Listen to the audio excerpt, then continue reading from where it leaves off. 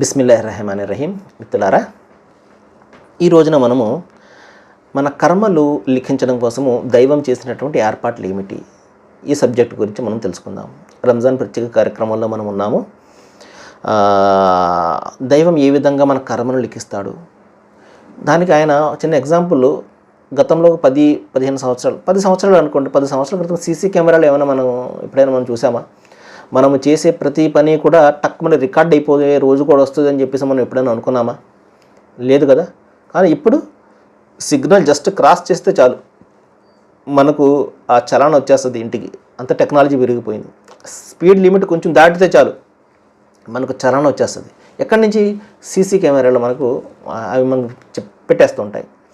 మనిషి యొక్క జ్ఞానంతో ఎంత సఫిస్టికేటెడ్గా మనిషి ఈ విధంగా చేసుకున్నప్పుడు, టెక్నాలజీని ఉపయోగించుకుంటున్నప్పుడు, అన్నింటినీ కూడా పుట్టించినటువంటి దైవానికి ఇంకెంత టెక్నాలజీ ఉంటుంది? ఒకసారి ఆలోచన చేయండి సోదర మహాశిలారా. అది ఆయన ఇచ్చినటువంటి జ్ఞానమే కదా. మనకి ఎక్కడికి వచ్చింది జ్ఞానం? దైవం ఇచ్చినటువంటి జ్ఞానం ద్వారా మనము అది మనకు కావాల్సినటువంటి విషయాలను మనము తయారు చేసుకుంటున్నాము. సరే, ఇప్పుడు చూడండి, దైవం పెట్టినటువంటి ఏర్పాట్లు మనం ఒంటరి అని చెప్పేసి అనుకుంటున్నాం. అంటే మన కంటికి కనబడరు దైవదూతలు అనేవాళ్ళు. కంటికి కనబడితే పరీక్ష ఉండదు కదండి. కంటికి కనబడనప్పుడు ఇతను మంచి చేస్తాడు, చెడు చేస్తాడు అనేది పరీక్ష ఉంటుంది.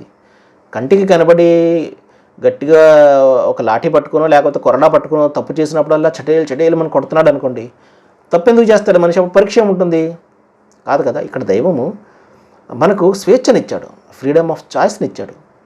దాన్ని మనం ఎలా ఉపయోగించుకుంటామని చెప్పేసి అదొక పరీక్ష అనమాట. సృష్టి ప్రభు తెలియజేస్తున్నాడు, లహు ముఅఖిబాత్ మింబైన్ యదైహి వ మఖల్ఫి యహ్ఫజునహు మిన్ అమ్రిల్లా. ప్రతి మనిషి ముందు వెనుక నేను నియమించినటువంటి కావలి వాళ్ళు ఉన్నారన్నాడు. ఇంకా ఏం చెప్పాడు అంటే, కల్లాబల్ తుకజ్జిబూన బిద్దీన్ వ ఇన్న అలైకుం లహాఫిజిన్ కిరామన్ కాతిబీన్. ప్రతి మనిషి కుడి ఎడమ వైపున ఆయన నియమించినటువంటి లేఖకులు ఉన్నారు, ప్రతిది కూడా నమోదు చేస్తున్నారు అని చెప్పడం జరిగింది. ఇంకా మా యల్ఫజు మిన్ ఖౌలి ఇల్లా లదైహి రఖీబున్ అతీద్. అతని నోటి నుండి వెలువడే మాటను సైతం రాయడం కోసం ఒక పరిశీలకుడు సిద్ధంగా ఉన్నాడు అని చెప్పడం జరిగింది. కాబట్టి నోటి నుండి వెలువడే మాటను రాయడానికి ఒక ఆయన ఉంటే, మనం చేసే పనులు ఇంకొక ఆయన, చెడ్డ పనులు ఒక ఆయన, మంచి పనులు ఒక ఆయన, ముగ్గురు మన చుట్టూ కూడా ఉండి మనం చేసే ప్రతి ఇది కూడా నమోదు చేసేస్తున్నారు. ఇంకొక ఇద్దరు మనకు రక్షణగా ఉన్నారు సోదర మహాశిలారా. ఎందుకంటే మనకు కనబడినటువంటి దుష్టశక్తి బలవంతంగా మన చేత ఏ తప్పులు చేయించకుండా, బలవంతంగా చేయించింది అనుకుంటే పరీక్ష ఉండదు. మళ్ళీ ఇక్కడ ఫ్రీడమ్ ఆఫ్ చాయిస్ దైవం మనకి ఇచ్చాడు. నువ్వు ఏదైనా మనం చేయొచ్చు. దానికి భంగం కలిగించే ఏది కూడా ఎవరు కూడా చేయలేరు.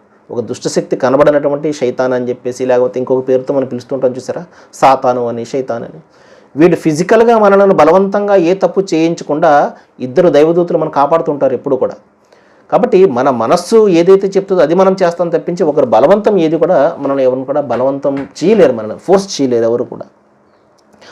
సోదర మహాశిలారా, ఇంకా ఏం చెప్పాడు అంటే దైవము, ఆ తీర్పు దినం నాడు అల్యోమ నక్తిము అలా అఫ్వాహిహిం వతుకల్లిమూన్ ఐదీహిం వతష్హదు అర్జులుహుం బిమా కాన్ యక్సిబూన్. ఆ రోజున మేము వాళ్ళ నోళ్ళు మూయించేస్తాము. ఇప్పుడు మాట్లాడుతున్నటువంటి నోరు ఉంది చూసారా, దైవం దీనికి తాళం వేసేస్తాడు, లాక్ చేసేస్తాడు. ఇది మాట్లాడదు. అప్పుడు ఏమవుతుంది?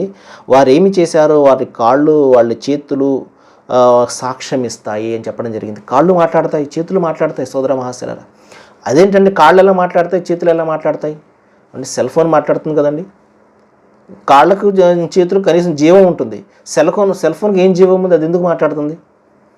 ఒకసారి ఆలోచించి, ఇవన్నీ ఎందుకు పెట్టాడంటే దైవము జాగ్రత్త, ఇవన్నీ అప్పుడు జరుగుతాయి, అప్పుడు చూపిస్తాడు.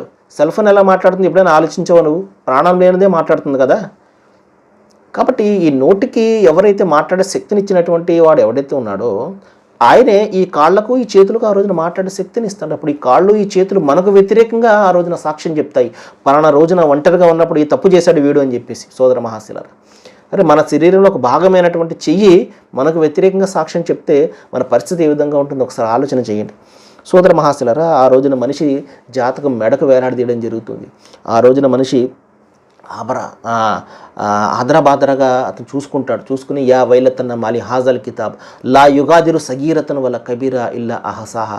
అదేంటి ఇదేమి గ్రంథము, నా కొంప కాలిపోయిందే, ప్రతి చిన్న విషయం పెద్ద విషయం అన్నీ ఇందులో నమోదు కాబడి ఉన్నాయో, ఎర్రెర్రే ఎంత పని జరిగింది ముందే తెలుసుంటే ఎంత బాగుండు అని చెప్పేసి ఆ రోజున వాపోతాడు. ఆ ముందే తెలిపే ఏర్పాట్లే ఇవన్నీ కూడా సోదర మహాశిలరా. దైవం తన ప్రవక్త ద్వారా తన గ్రంథాల ద్వారా ఈ రోజు వస్తుంది జాగ్రత్త అని చెప్పేసి హెచ్చరిక చేసిన విధానం ఇదంతా కూడా. కాబట్టి సోదర మహాశిలరా, మనం చేసే ప్రతి కర్మ నమోదు కాబడుతుంది. ఈ విషయాన్ని ఇప్పుడు మనం జ్ఞాపకం పెట్టుకోవాలి.